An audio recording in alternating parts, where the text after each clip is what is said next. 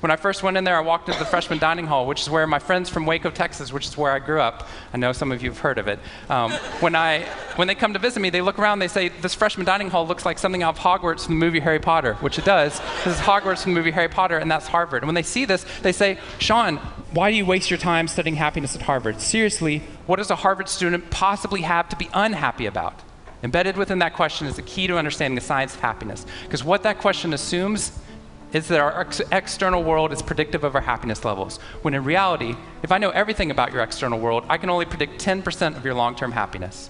90% of your long-term happiness is predicted not by the external world, but by the way your brain processes the world. And if we change it, if we change our formula for happiness and success, what we can do is change the way that we can then affect reality. What we found is that only 25% of job successes are predicted by IQ. 75% of job successes are predicted by your optimism levels, your social support, and your ability to see stress as a challenge instead of as a threat. The absence of disease is not health. Here's how we get to health. We need to reverse the formula for happiness and success.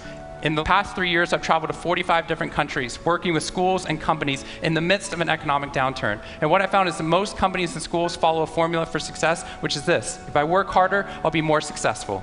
And if I'm more successful, then I'll be happier.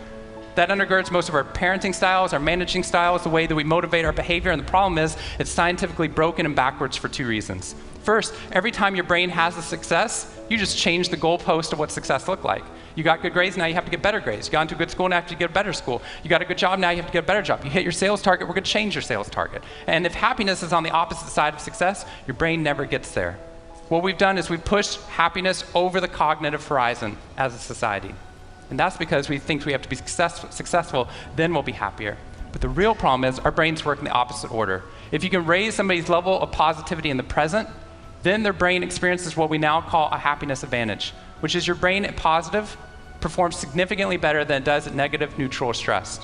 Your intelligence rises, your creativity rises, your energy levels rise. In fact, what we found is that every single business outcome improves. Your brain at positive is 31% more productive than your brain at negative, neutral, or stressed. You're 37% better at sales. Doctors are 19% faster, more accurate at coming up with the correct diagnosis when positive instead of negative, neutral, or stressed, which means we can reverse the formula.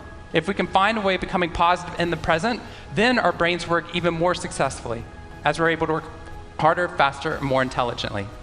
What we need to be able to do is to reverse this formula so we can start to see what our brains are actually capable of. Because dopamine, which floods into your system when you're positive, has 2 functions. Not only does it make you happier, it turns on all the learning centers in your brain, allowing you to adapt to the world in a different way. We've found that there are ways that you can train your brain to be able to become more positive. In just a 2-minute span of time, done for 21 days in a row, we can actually rewire your brain, allowing your brain to actually work more optimistically and more successfully.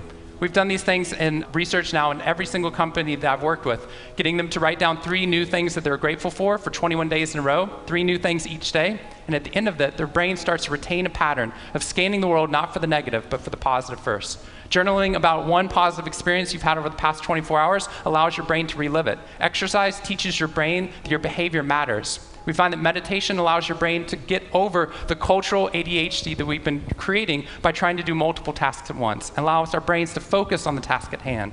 And finally, random acts of kindness or conscious acts of kindness. We get people, when they open up their inbox, to write one positive email praising or thanking somebody in their social support network.